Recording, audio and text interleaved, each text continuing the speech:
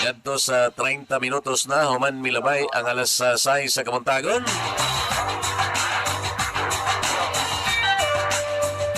Gikan dito sa atong kamerkaduhan. Atong alinawon karon og unsay kahimtang dito sa lungsod sa Tubigon. Live direktamente gikan dito sa lungsod sa Tubigon ang atong corresponsal nga si Dix Daguplo Amigo. Dix, go ahead. Yes, Sertib, maayong buntag kanina. Yes, Sertib, ang kapistahan ni Santa Cruz sa Barangay Panaytayon, Tibo o kasadya ang tagpinan sa katauhan sa Sertib.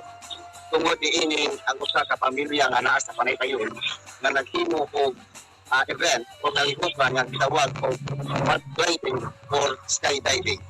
Ang mga event sa Sertib, gihimo in honor sa atong mahal nga patron na si Santa Cruz ug sa mga katauhan sa Panaytayon.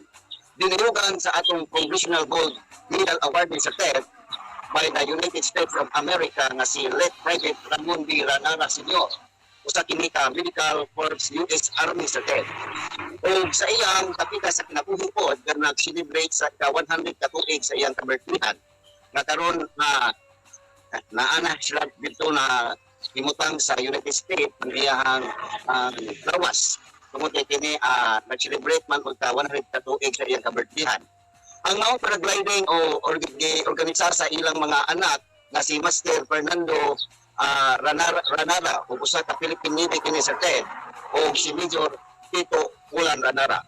Ang maong kalubok bisan sa kainit sa panahon gitambungan yun o gilantaw kini sa mga kadaghanan nga mga katauhan diri lapit sa lungsod sa Tubigon o gingon man sa mismo sa Panaytayon sa TED. O kini nahimo nga malinawon o sadya kaayo ang ilang gihimo nga skydiving o paragliding sa TED.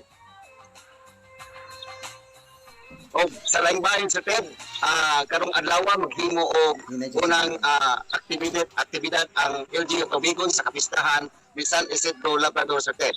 Karong adlaw alas 4 maghimo og motorcade ang LGU Tubigon.